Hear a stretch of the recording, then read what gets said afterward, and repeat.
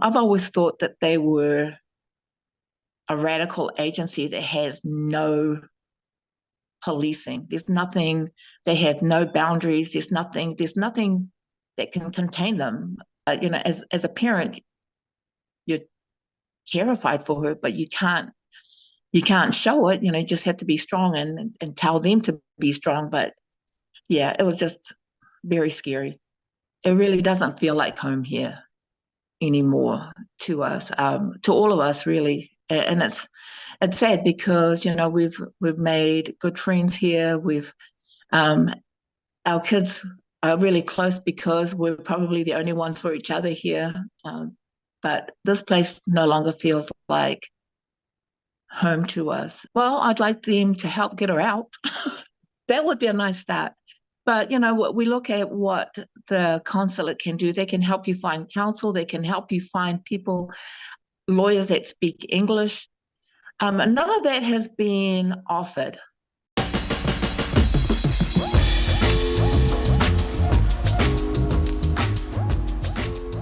Kia ora, Betty. Thanks for speaking with us. Your daughter Everlee is currently being held in an ICE facility centre in the US. You are an American citizen. Tell us about your connection to Aotearoa. You left 30 years ago and Everlee was just 6. Oh, so my husband worked for New Zealand Rail, and New Zealand Rail was bought by Wisconsin Central, and Wisconsin Central wanted to bring some drivers to to the US. And out of 250 people that applied, my husband was one of the 250. He basically applied because his depot they were downsizing, and he was one of the younger drivers there, so he would have been one of the first ones that they would cut. So he applied, and we ended up here in the US. It should have only been 2-3 years, but while we were here, they wanted us to stay longer, so they decided that they would get us green cards, and we thought that would be fine. We came home for about 2 years from 98 to 2000, while we were waiting for the green card process to happen. And then we moved back in 2000. That's when we got our green cards. So while we were here, we were only meant to be here another 2 years. They sold New Zealand Rail, so it kind of closed the door on our chance to go back home. So 30 years you've been in the US and raised your children there. Tell us a little bit about your whānau there. So we have 6 children. We had 3 here and 3 at home. We have 2 grandchildren. Our kids are late bloomers, I guess. They're a little slow, but we have 2 young grandchildren, one that's 18 months and another one that's 9 months. So what is the status? You're an American citizen, but what's Everlee's situation? So we had decided to become US citizens at a time when the price to become a citizen was going up. And we had thought about it. And one of the main reasons we did it was because we were planning on coming back to New Zealand. And my husband had paid into to the US Railroad retirement. And that was one way for us to protect his retirement so that he would be able to draw from it, was to become citizens. One of our sons was under the age of 18 when we became naturalized. So we just had to pay a fee for him, and then he became a citizen.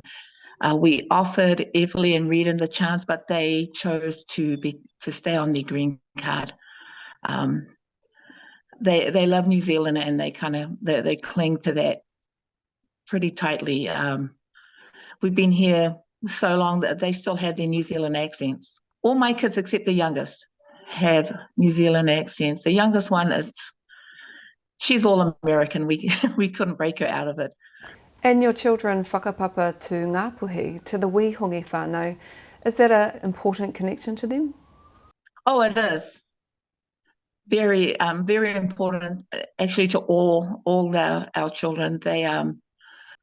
They love their where their grassroots are. They love being Māori and they love being Cook Island. They love um, coming from up north and they love being Ngāpuhi.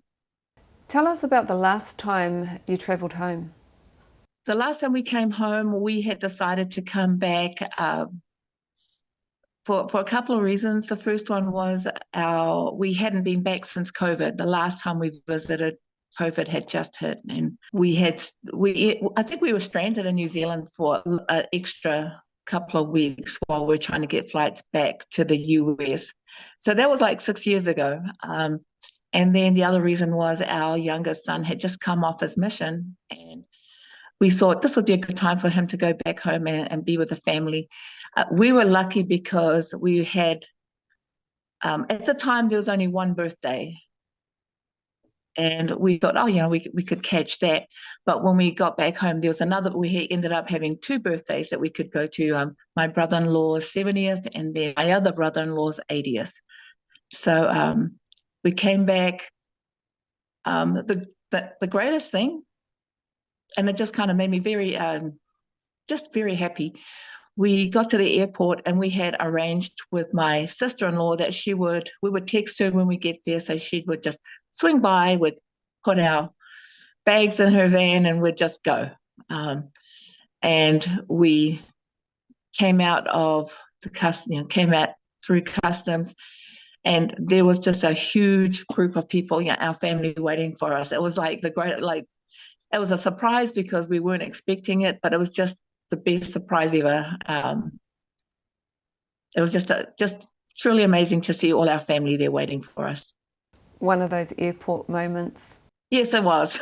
We walked out and we're like, what on earth? Like, they were all there, and probably 30, 40 people just there for us. I may be exaggerating, maybe less than that, but it seemed like 30 or 40. But it was just like the greatest thing ever to see everyone. So you had an amazing holiday home, but given the state of affairs in the world at the moment, did you worry about coming home? Did you worry about travelling? No, we weren't that worried about it because at when the time that we left, there were just talks about it. I didn't realize that things were going to get so bad. Things between the US and Iran. We just didn't realize. And then the things that were happening with ICE, it just never occurred to me that would be something that we would face, that would be something that we would ever cross. And we were wrong, but yeah. On your way home, your plans were disrupted by the US-Iran conflict and you had to buy new tickets, is that right?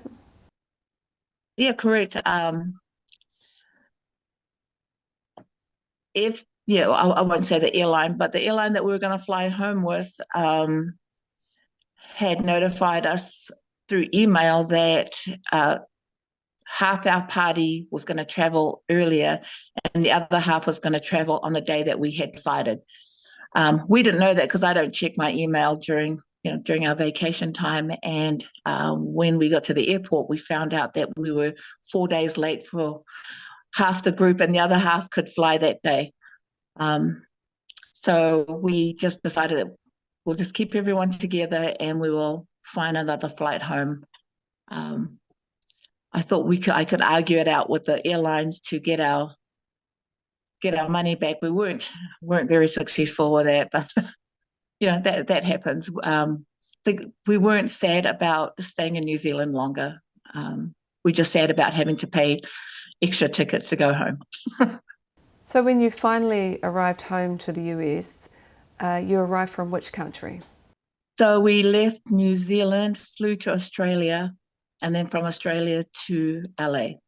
Obviously, when you arrived and hit the tarmac, you were happy to be home, but what happened next? So we get to the airport, we get to LA, and at one point our family had to split. So Everlee had to go one way for her green card, and we went another way because we're US citizens. And we have been on the other end with Everlee green cards, like It's almost like you are a citizen. You can just, it doesn't take long to get through the gates. So the four of us managed to get through Border Patrol very quickly, very easily. And we ended up having to wait for Everlee because we could see her at her booth talking with the patrol, the Border Patrol agent. And she was there for a while, and I was like, that you could just feel that something was wrong. And after about 10, 15 minutes, usually it's maybe a minute, um, they come out of the booth. So we start walking towards them. And the border agent told us, oh, we're just going to take her we just need to have a little chat with her, but we'll meet you down at the carousel, the baggage carousel. And so I thought, oh, okay.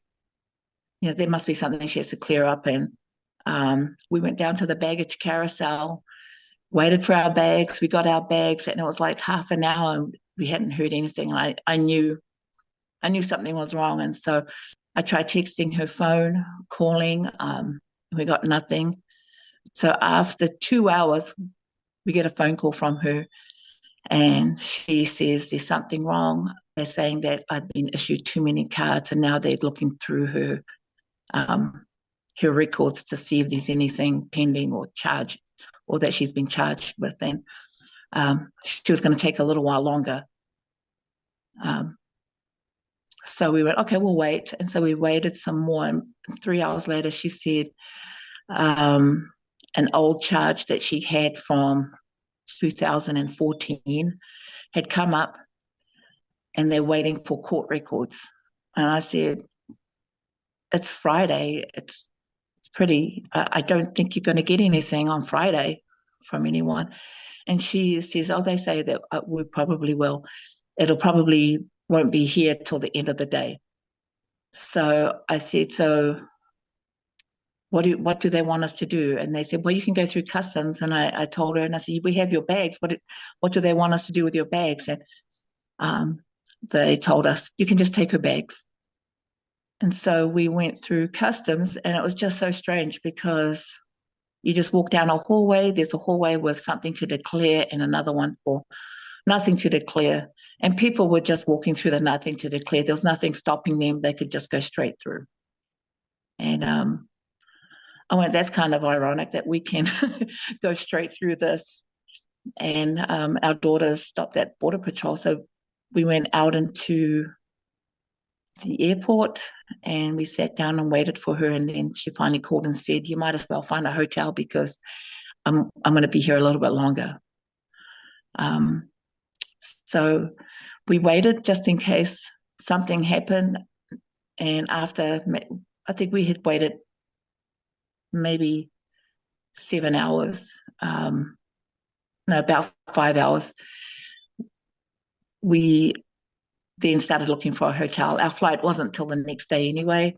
We found one, and then we got on the shuttle. I sent her a text telling her to call us when she got out, that we would let her know which shuttle to get on to get to the hotel. And we got to our hotel. The kids were kind of hungry. We had the two younger ones with us, and we just relaxed and just waited. And about 9 o'clock, she called crying and saying that she was going to be detained in the ICE detention center. And I'm like, why? And she goes, I don't know. They're not telling her. And what was going through your head at that time, Betty? Just everything that you've heard that they've done to people. I've always thought that they were a radical agency that has no policing. There's nothing, they have no boundaries. There's nothing that can contain them. And it just seemed to me that they have a free hand with anything. Any news item that we see is just how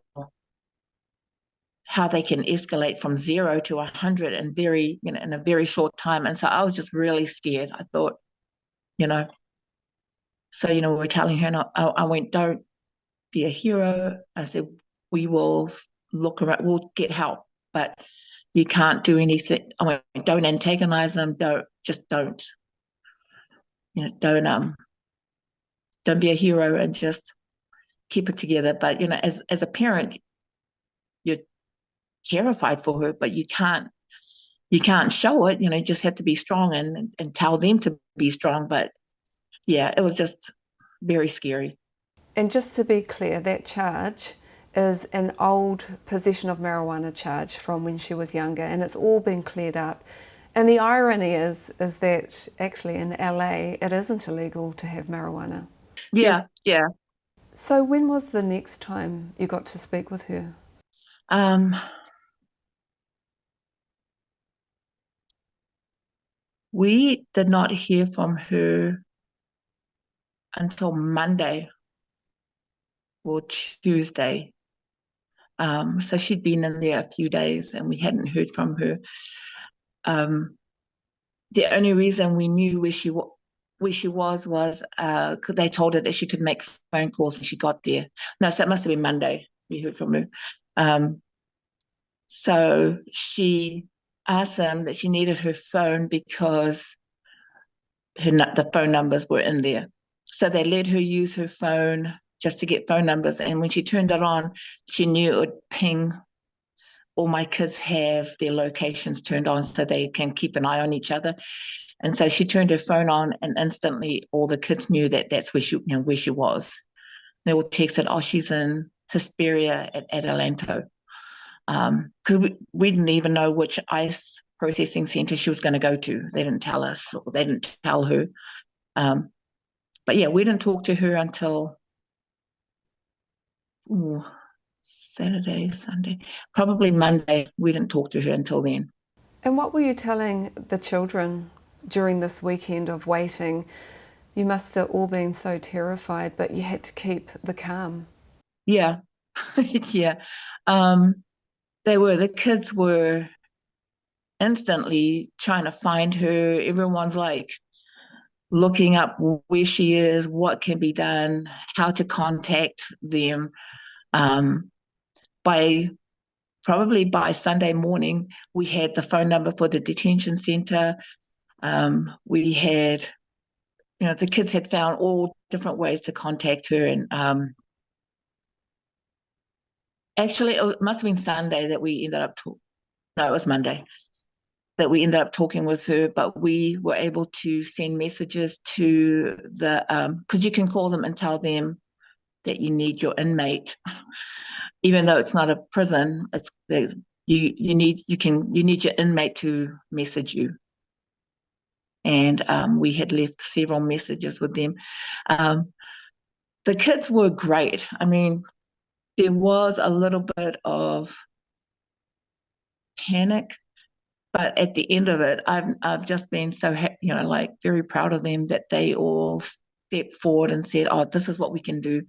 And they've gone to media, they've talked to people, they've been researching our lawyers. They've kind of really stepped forward and taken over pretty much and are steering this whole thing. When we see pictures of ICE detention centres, we see big cages and small bunks. When you finally got to speak with Everlee, how did she describe where she was staying? So they're in a room. There's 46 of them in one room. They have bunks on one side, and they have tables. So they spend 22 hours in that one room. They're allowed out in the morning for an hour and in the afternoon, late afternoon, for an hour. And that's it. Everlee says that it's not even worth it to go outside in the afternoon because there's too many people there. So you're not able to do anything. So she prefers to go early in the morning and does the morning outside time. But yeah, they're stuck in one big room with bunks and tables. So they eat in there, they sleep in there, and they spend their day in there. What about the other detainees? Has Everlee talked about them? Oh yeah, she's made quite a few friends in there. She's made friends with the Russians, the Armenians, the Polish, the Vietnamese, and a couple of Mexicans. But they all kind of tell pretty much the same story. That there is an old Vietnamese woman in there that she just felt so sorrowful because she can't walk properly, and she must have. She said there may have been a fall when they first brought her in, and so she's walking around using a wheelchair. She just kind of walk as a walker. But the last conversation I had with her, she says you can tell that her Vietnamese friend is losing hope because she's no longer taking care of herself. She's no longer brushing her hair. She always was meticulous, and now it's slowly starting to wear on her because she's losing hope. She doesn't know when she's going to get out, and um, she doesn't know why she's in there. There are other people in there that are there on work visas, and they may have done something like drunk driving. That's a cause for them to use that to bring them into ICE, to bring them to detention. Um, another woman called the cops on her husband. Oh, no, had an argument with her husband, and she got in the car and drove away. Her husband, who's American, got angry and called the cops. But she must have gone around the block and decided, okay, I'm going to go back home. She gets home, and before she even gets out of the car, ICE agents are there. It's just, it's crazy. She's the only one with a green card in her room or in that building. And inside of that facility, Everlee says she's the only one with a green card and still no idea why she's there. Yeah. Yep. What about authorities? What is the New Zealand consulate doing for you?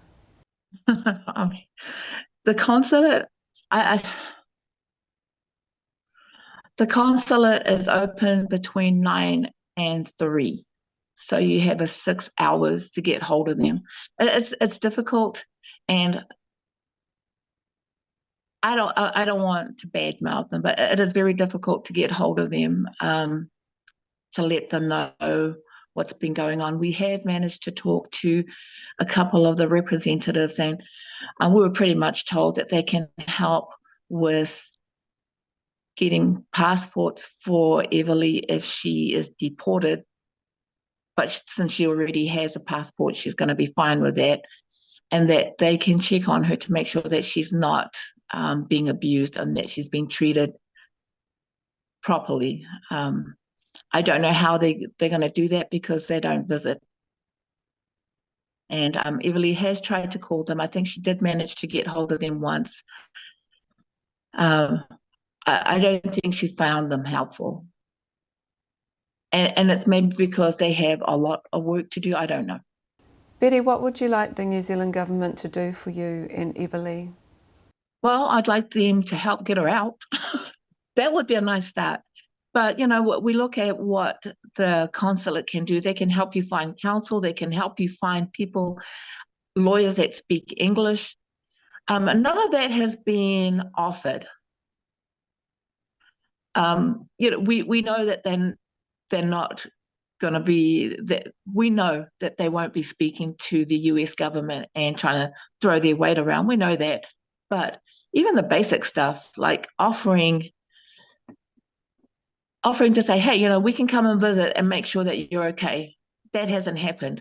We know we have some lawyers. That hasn't happened. I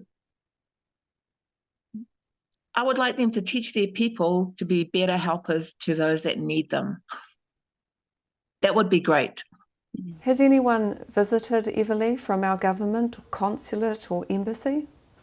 The New Zealand consulate did touch base with Everlee for briefly, but that was after she called them a few times. They did touch base with us to see how we were doing. But yeah, that was the extent of it. How many days has Everlee been in that detention centre, and do you have any idea of when a court date might be coming up? So she has a court date tomorrow, on the 28th. She doesn't have counsel yet. which is kind of a good thing because we have someone that we're talking to, and we are going to try and get him on retainer. But this will buy her more time if she appears before the judge and doesn't have counsel, because then he can set a date that will give her enough time to do that and give the lawyers enough time to get things together. So tomorrow is going to be her court appearance with the judge. How is she coping? Some days she's really great, but she's very empathetic, and so other people's troubles trouble her as well. She just feels bad for them, and she's doing. Some days she's doing great. Other days she's as great as being inside there can be. And other days she's falling apart, and then we have to like bring her back up and just remind her that her job is to keep it together and to be positive and get in a good headspace. Anything outside of that building is ours to worry about. Her rent, her car payments, just all the little mundane stuff that she worries about. We can take care of while she's inside. And how are you doing, Betty? I'm doing good. Some days I'm not. Other days I'm doing good. Has this changed the way you feel about the US, your home for 30 years? Oh yeah, yeah, definitely. Yeah, it it it really doesn't feel like home here anymore to us, to all of us really. And it's sad because we've made good friends here. Our kids are really close because we're probably the only ones for each other here. But this place no longer feels like home to us, especially after seeing how my daughter's been treated. I can't. Yeah, it's going to take a while for me to forget this. Besides that historic marijuana charge, is there any other reason that you can think of why she may have been targeted? Is she political in any way? Oh yeah, she does, but she's opinionated, but she's very like.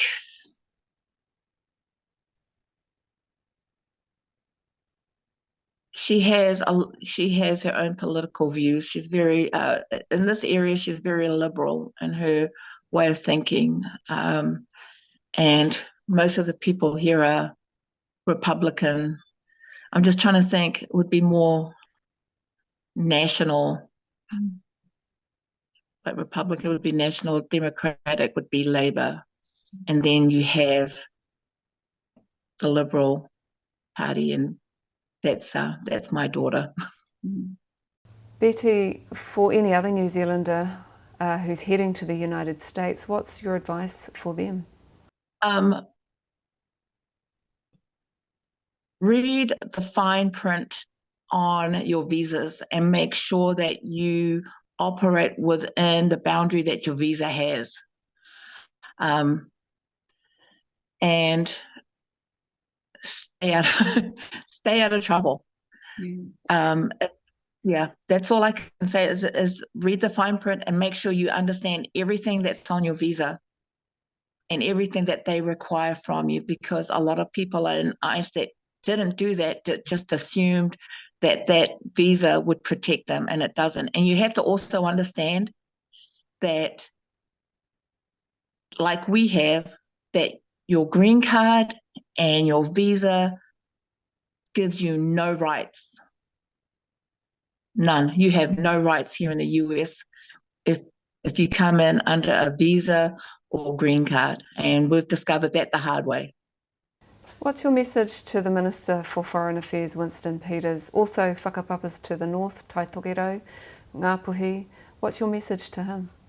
I want him to know that his whānau needs his help and for him to step up and one, do something about Everlee. There has to be something that the New Zealand government can do. There has to be.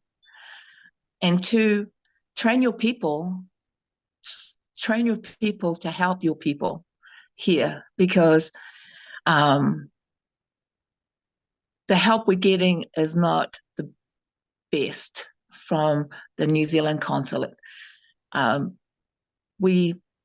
Just one thing, my daughter called and the secretary there said, "What do you want us to do about this?" Is all I have to say.